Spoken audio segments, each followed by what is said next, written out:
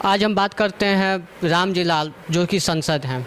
संसद भवन में उन्होंने कुछ टिप्पणी किया है और आज हम आए हैं प्रीतम जी के आवास पे, जो कि क्योंकि ये भाजपा युवा क्षेत्र कार्यालय प्रभारी हैं, इनसे उनका कुछ जानते हैं, इनका उस विषय में क्या कहना है।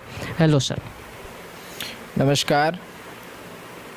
आपके माध्यम से मैं भारत के सर्व समाज को मैं यह बताना चाहता हूँ कि भारत के लोकतंत्र के मंदिर में जिस तरह के संसद भवन में समाजवादी पार्टी के सांसद रामजी लाल सुमन जी ने जो विवादित बयान महाराणा सांगा पर जो उन्होंने दिया है, और संसद में बाबर और औरंगजेब के पक्ष में जो खड़ा होकर के महाराणा सांगा के बारे में जो उन्होंने अपशब्दों का प्रयोग किया है, मैं इसका हम सभी देशवासी और हम सभी समाज में रहने वाले युवा साथी और हिंदू सनातन संस्कृति के लोग, उनका हम लोग पुरजोर निंदा करते हैं। क्या हम जान सकते हैं कि उन्होंने क्या ऐसा भाषा बोला है कि आपको इतना ये शब्द आप कह रहे हैं? उन्होंने क्या बोला है ऐसा? उन्होंने संसद में महाराणा सांगा को बाबर के सामने समझौते करने की उन्होंने और उनको गद्दार कहने का, गद्दार जैसे शब्दों का उन्होंने प्रयोग किया है। महाराणा सांगा जो कि मुग़ल आक्रांताओं ने, जो विदेशी आक्रांताओं ने इस देश पर आकर के जो उन्होंने युद्ध किया, और इस युद्ध में महाराणा सांगा ने कोई समझौता नहीं किया, सबके साथ उन्होंने युद्ध किया और उनको हराने का काम किया। महाराणा सांगा एक ऐसे वीर योद्धा थे, हमारे पूर्वज थे, जो कि 80 घाव अपने शरीर में होने के बाद भी उन्होंने मुग़लों के सामने घुटना नहीं टेका, उनको हराने का काम किया। और उन पर इस तरह के भाषा का प्रयोग करते हुए जो सांसद सुमन ने जो प्रयोग किया है, इस तरह का अपशब्दों का, इस पर सर्व समाज से मैं चौथे स्तंभ के माध्यम से सर्व समाज से मैं अपील करता हूं कि इनका पुरजोर निंदा करनी चाहिए। और आप सभी से मैं कि आप समाज को जागरूक करें और सांसद सुमन जी का पूरा निंदा करने का काम करें। क्या उन पे इस बात की कार्रवाई की गई है कि ऐसा उन्होंने क्यों बोला है? देखिए, इस पर कार्रवाई करना ये सरकार का काम नहीं है।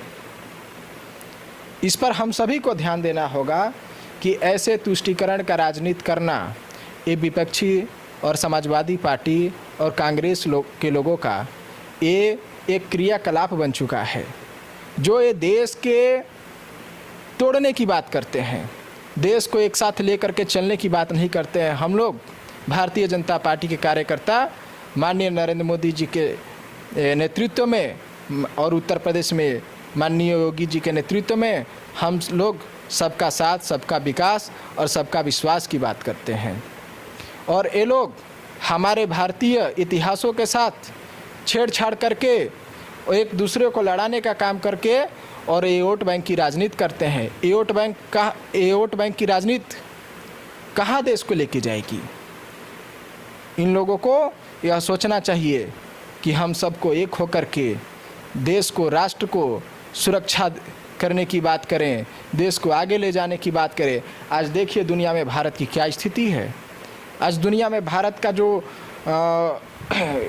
मजबूती जो माननीय मोदी जी के नेतृत्व में जो मिला है, भारत की छवि जिस प्रकार से, भारत का छवि जिस दुनिया में जिस प्रकार का बना हुआ है, ये बिल्कुल हम सभी का सौभाग्य की बात है कि माननीय मोदी जी के नेतृत्व हम लोगों को मिला है और उनके नेतृत्व में भारत आगे बढ़ रहा है और दुनिया का शक्तिशाली देशों में भारत की भी गिनती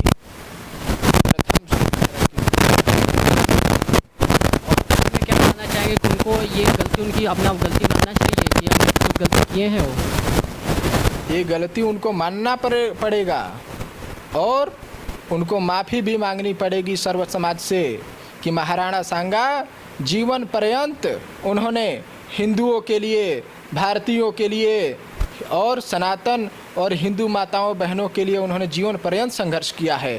कभी बाबर और खिलजी और महमूद इब्राहिम लोदी के सामने कभी उन्होंने घुटना टेकने का काम नहीं किया।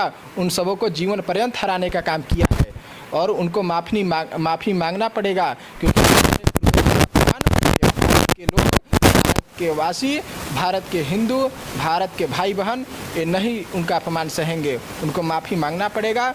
हम सभी आपके माध्यम से सर्व समाज से हम अपील करते हैं कि सांसद रामजी लाल सुमन का पुरजोर निंदा करें और समाजवादी पार्टी का बहिष्कार करें और माननीय प्रधानमंत्री श्री नरेंद्र मोदी जी के नेतृत्व में और उत्तर प्रदेश में श्री योगी आदित्यनाथ जी के नेतृत्व में भारतीय जनता पार्टी को समर्थन करें और जो हमारे साथ, जो हमारे इतिहासों के साथ जो छेड़छाड़ कर रहा है, इन पर अंकुश लगाने का काम करें, जो बहिष्कार करें, समाजवादी पार्टी का, कांग्रेस का पूरा बहिष्कार करें और भाजपा का समर्थन करें।